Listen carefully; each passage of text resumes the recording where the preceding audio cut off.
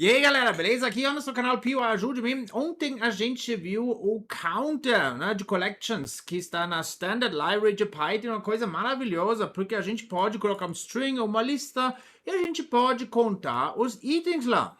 Muito bom esse negócio, obviamente, né? Mississippi aqui a gente sabe que uma vez M, 4 vezes S.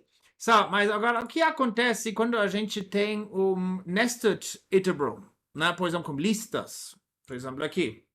Ele, 2. Será que nosso counter vai funcionar? Vamos dar uma olhada. Não funciona. Porque listas são unhashable. São mutáveis em Python, esse é o grande problema aqui. Então, por isso, a gente não pode contar do jeito tradicional. Bom, como vamos resolver isso? Tem uma coisa que eu já te mostrei com meus dicionários favoritos, defaultdict. E olha aqui, com defaultdict a gente pode fazer o mesmo trabalho lá em cima. Olha, a gente vai aqui, from collections, import defaultdict. E agora a gente vai colocar um defaultdict com default de integer. Ok? Assim vamos fazer. Agora vamos dar uma verificada nesse Mississippi aqui. For K in text, D, K. Esse aqui em Python, essa é a versão curta para isso aqui. Ok?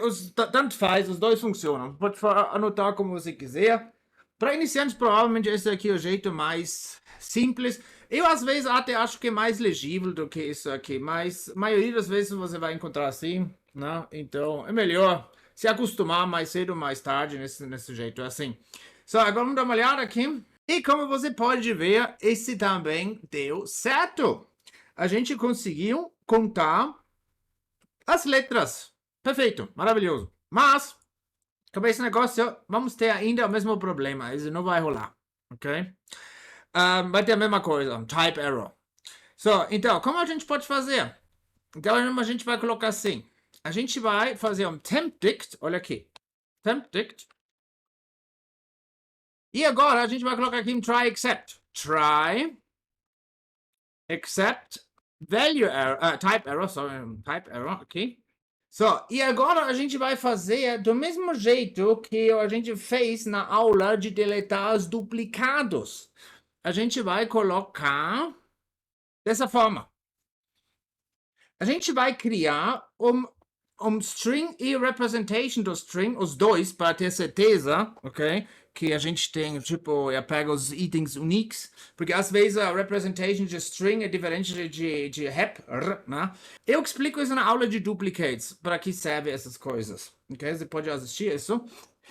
Agora a gente fala, ok, se não tá dentro, porque a gente agora cria um key que é um string, se não tá dentro desse negócio, vai adicionando a nosso tempdict e coloca o valor verdadeiro, tipo o tipo do variável verdadeiro. E depois a gente vai aumentar, a gente vai também colocar esse string wrap e vamos aumentar 1. Fica difícil para você? Tranquilo, sem problemas. Olha aqui, vamos fazer... Aqui, vamos fazer text. Vamos chamar isso primeiro, a gente vai fazer uma função. Vamos chamar isso já de arc. Fica melhor.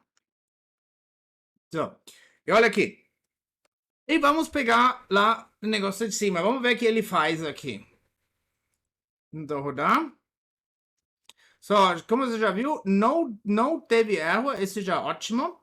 Então, quando a gente coloca esse D, como você está vendo aqui, ele coloca o string e a representation um ao lado do outro. Ele contou direitinho. Tinha 2 vezes lá.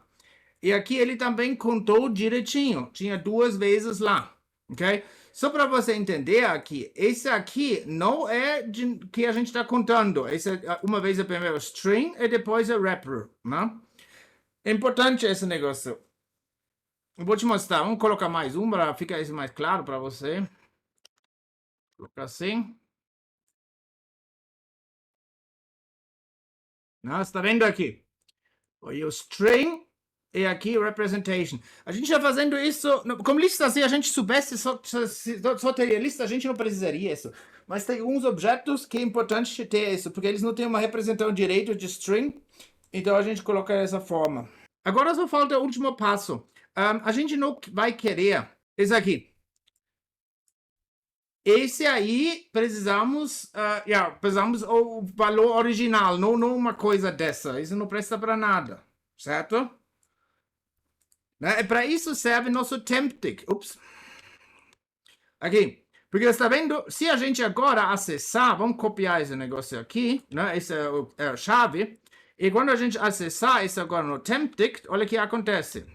Aí ele vai nos dar o que a gente precisa. Isso vamos fazer agora. A gente vai acessar por esses valores e depois a gente vai pegar o negócio para nosso, para o bagulho que a gente contou. Bem simples, olha aqui. O código que a gente vai usar é só isso aqui. Final results, aqui a gente quer resultados. Esse precisa ser uma lista de tuplas, ou uma lista de lista, como você quiser. Porque um dict você não consegue criar agora, né, como counter. Então, a gente vai rodar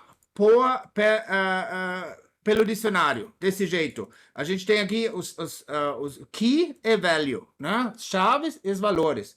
Agora a gente está verificada. Se a chave estiver dentro de temptic, aqui, então quando a gente tem esse exception, né, as coisas que não são hashables, a gente vai pegar o negócio. E o valor. Quer dizer aqui, o valor quer dizer o número que aparece. E se não, a gente vai simplesmente anexar os dois. E vamos dar uma olhada no final. Print. Vamos já colocar pretty printer. Fiz uma aula sobre isso também. From pp print. Import pp print. E a gente coloca pp print. Final results. E esse aqui, nosso resultado. Então, a gente sabe que esse aqui, essa lista, aparece 3 vezes na nossa lista. Esse é uma vez, esse são 2 vezes. E você pode misturar agora com qualquer coisa que você quiser, né? Agora, vamos criar rapidinho uma função disso aí. Olha aqui, agora bem simples. A gente vai fazer def count items. Pronto, a gente vai colocar assim, toda parada aqui. Esse print não vamos precisar. Só para cá. A gente vai passar agora as arcs. A gente pode agora fazer aqui no add pelo keyword, só por positional argument, porque aqui nome, na verdade, não faz muito sentido para esse negócio. E também tem uma aula sobre esse negócio, onde eu explico isso. E agora a gente pode colocar assim, final results. Count items. E agora a gente pega isso aqui, arc. E aqui, obviamente, precisamos retornar no final da função. Final results. E nosso counter está pronto, como você está vendo. Pode agora contar qualquer objeto em Python. Sempre vai funcionar agora. O código tem na descrição, como sempre. Eu também fiz um módulo desse negócio, porque eu achava bem útil, então eu sempre faço assim, quando eu faço uma coisa útil, ou encontro uma coisa útil, aí eu faço um módulo e coloco no pip, ok? Você pode fazer pip install screw hash counter. Aí você pode importar esse negócio e já vai rodar direto, tá bom? Muito obrigado por ter assistido e a gente vai ver na próxima aula, né? Tchau, tchau.